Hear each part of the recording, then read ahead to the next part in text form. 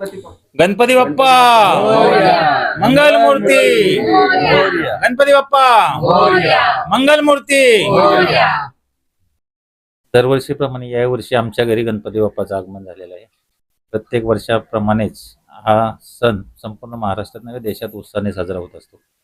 आणि आमच्या घरी बघितलं तर प्रत्येक वेळी आम्ही एक नवीन काहीतरी सामाजिक संदेश देणारा देखाव बनवत असतो।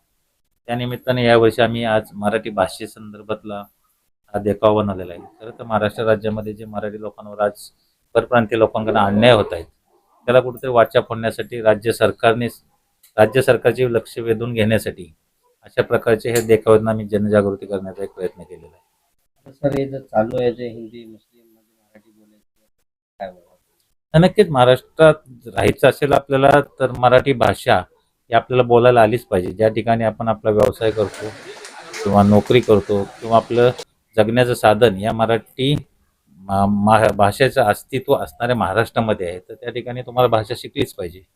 जर कुणाला नाही आले त्यांना टाइम वगैरे देता नाही नाही, असं टाइम वगैरे नाही, पण मराठी भाषा हा शिकण्याचा प्रयत्न केलाच पाहिजे, प्रत्येकाने केला पाहिजे। आणि ज्या ठिकाणी आपण राहतो त्या ठिकाणी भाषेचा सन्मान करणं हे उचितच आहे। साहेब तुम्ही काय बोलणार आपल्या गणेश चतुर्थी? तर ह्याच देखाव्याच्या संदर्भात गणेश बाप्पाच्या जे काही आम्ही साकडं टाकलं आहे, बाप्पा की सगळ्यांना मराठी येऊ दे, तू विद्येचा देवता आहेस। गणपती बाप्पाला विद्येचा देवता म्हणतो आपण। आणि गणपती हा उत्सव हा हर पगड जाते, म्हणजे आपण जर म्हटलं भारत हा विविधतेत नटलेला देश आहे आणि परंपरा जपण्यामध्ये महाराष्ट्राचा अव्वल नंबर आहे।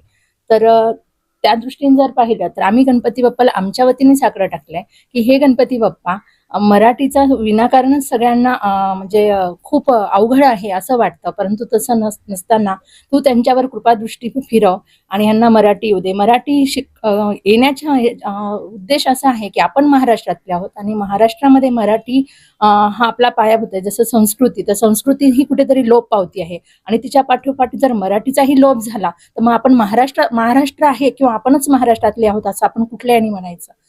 हा तर मुद्दा उपस्थित आहे आणि हा राजसाहेबांचा मुद्दा अगदी म्हणजे आपल्या महाराष्ट्राला धरून हा मुद्दा आहे। त्यामुळे याच्यात म्हणजे वेगळं वाटण्यासारखं असं काही नाहीये। आणि जे काही आता बाहेर तुम्ही म्हटलात की हिंदू मुस्लिम की भाषा, जेव्हा आम्ही मातृभूमीतून इकडे कर्मभूमी मुंबई शहरात आलो तेव्हा आम्हाला कुठे येत होती हिंदी, आम्हाला कुठे येत होती इंग्लिश, परंतु आम्ही शिकलो ना, आम्ही हिंदी बोलतो ना, जिथे प्रसंग आहे तिथे हिंदी वापरतो, जिथे जातो तिकडे इंग्लिशही वापरतो। मग आम्ही जर मराठीतून हिंदू शिकू शकतो, जर तामिळनाडू मुलं जातात आता परप्रांतीय येतात, आपल्या मुलांचा महाराष्ट्रात नंबर नाही लागत, इकडे तिकडे नंबर लागतात, त्या भाषा शिकतात ना। पर्याय नसेल आणि गरज असेल तर मग गरज असेल तर आपल्याला शिकणं गरजेचं आहे आणि आपण आजपर्यंत गरजच भासू दिली नाही, म्हणून त्याच्या भाषेचा लोप पावत चालला आहे। संस्कृती जशी मागे पडत आहे काळानुरूप, तशीच उद्या मराठी मागे पडणार आहे। आणि हा मला तरी वाटतं की एक महाराष्ट्रीयन नारी होण्याच्या यांनी माझं प्रत्येक स्त्रीला एक आव्हान असेल की घराघरामध्ये आपली मराठी मायबोली जपा आणि बाहेरही जपा, परप्रांतात सुद्धा आपल्या मराठीचा, जसं आपल्या साधू संतांनी महाराष्ट्राचा झेंडा आपल्या पूर्ण भारतामध्ये आपला फडकवला आहे, तसंच आम्ही जिजाऊ सारखं आणि माता म्हणजे सावित्रीबाई फुलेंसारखा हा वसा घराघरात आम्ही टिकवणार।